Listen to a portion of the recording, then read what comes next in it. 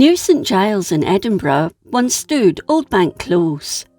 It was the scene of a murder that shocked the city, and one that still haunts it to this day.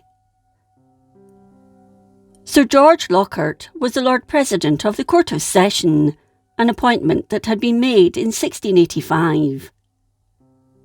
One of the cases he presided over was that of John Chiesley of Dalry and his estranged wife, Margaret Nicholson, in 1688.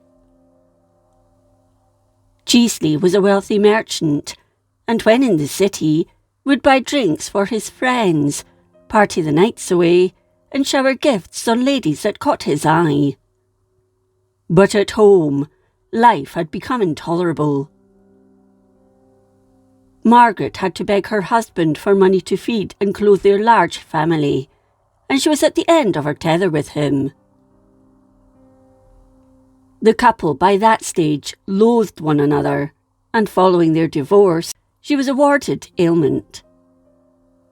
Lockhart ordered Chiesley to pay her 1,700 merks, or roughly £93 sterling, a year in maintenance, to help pay for the family's needs.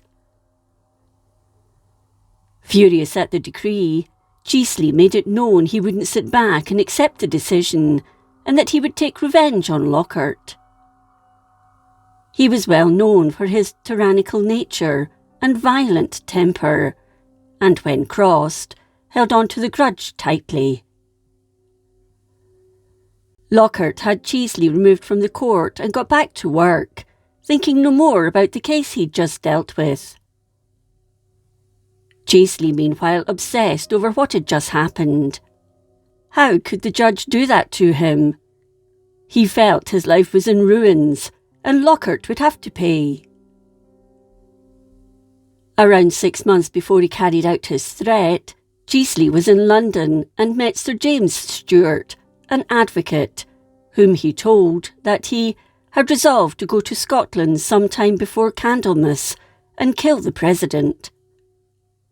Sir James replied that the very imagination of such a thing is a sin before God, realising that Chiesley wasn't joking and the threat was real. Chiesley replied, "Let God and me alone. We have many things to reckon betwixt us, and we will reckon this too."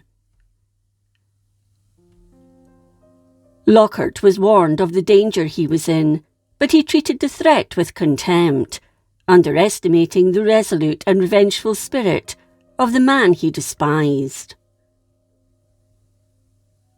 On the afternoon of Easter Sunday, 31st March 1689, while Edinburgh Castle was under siege by the government, Chiesley loaded his pistols and made his way to St Giles, fully expecting Lockhart to be there. He wasn't disappointed. He'd seen him make his way into the High Kirk, so stayed at the back of the congregation, his eyes never leaving the Lord President. Once the sermon was over, Lockhart left and made his way along the Lawn Market to his house at Old Bank Close, followed at a suitable distance by Chiesley. Even though he was accompanied by his brothers, John, Lord Castlehill, and Daniel, Chiesley drew his pistol and shot him in the back as he was about to enter his home. Lockhart spun round, then fell against the wall and slumped to the ground. On hearing the shot, his wife, Lady Philadelphia Lockhart, jumped from her bed, having been confined there due to illness, and when she learned what had happened, she rushed to her husband and helped bring him into the house, still wearing her night clothes. Lockhart was laid down, but he died within a very short time. Dr. Hay, who'd come to see the sick woman, was present and found that the bullet had gone straight through Lockhart's body. Meanwhile, some passers-by apprehended Chiesley, who was quite open about the fact he'd just killed the Lord President. His pistol was still smoking. "I am not wont to do things by halves," he said grimly, but rather boastfully, "and now I have taught the President how to do justice. He showed no remorse for what he'd done. In fact, he revelled in it. As he was taken red hand, a legal term for the apprehension of a person in the act of committing a crime, he was immediately taken to jail and stood trial the following day. Following his apprehension by the authorities, it was ordered on 1st April that the bailies and provosts of Edinburgh and the Lord High Constable's deputies, if they pleased to concur, should immediately proceed to torture John Chiesley of Dalry, the murderer, for discovering his accomplices, and the Earls, John Cunningham, Earl of Glencairn, and Alexander Montgomery, Earl of Eglinton, the Lairds, Sir Patrick Ogilvy of Boyne and Sir Archibald Murray of Black Barony, Sir John Dalrymple of Stair, and Mr. William Hamilton of Whitelaw, 2 of every bench, named assessors to the said judges for that effect, and report again tomorrow. However, this took place much more swiftly.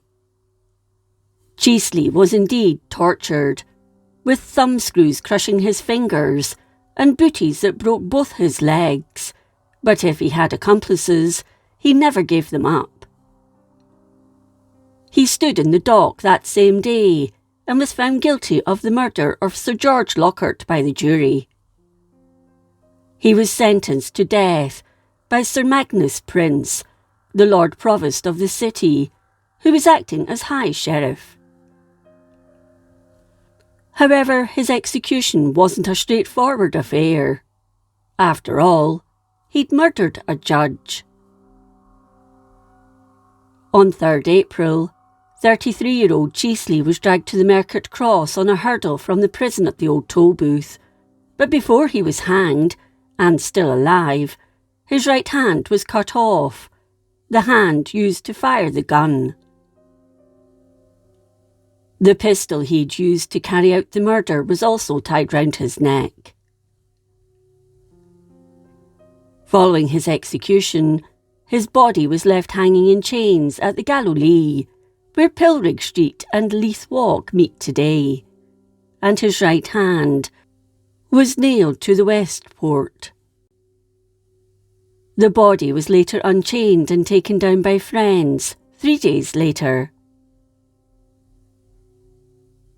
It was said that after this, Dalry House was haunted by a one-handed or one-armed ghost, and no servant would enter the back kitchen, as it was rumoured his body had been buried in or near it.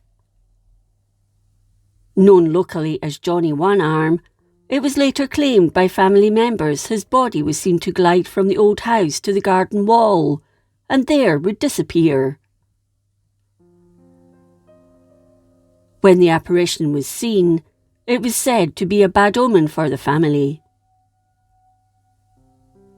In old Edinburgh closes on the High Street and Lawn Market, there were reports of sightings of a ghostly apparition with a hand missing, dragging his broken legs, only to disappear into the night. On repairing the garden wall at a later period, an old stone seat had to be removed, and it was said that underneath lay skeletal remains with the bones of the right hand missing. However, there is another version of this. In 1820, a hearthstone was being removed from a cottage on the Dalry estate, when skeletal remains were found with a pistol round its neck and the right hand missing. Whichever story is true, the pistol was indeed found and carefully preserved, and the skeletal remains were reburied.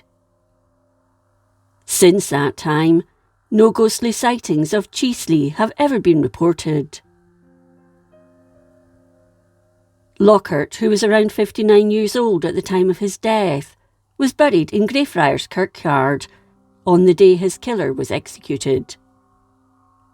He was reburied following a fire at Greyfriars in the 19th century in the mausoleum of Sir George Mackenzie.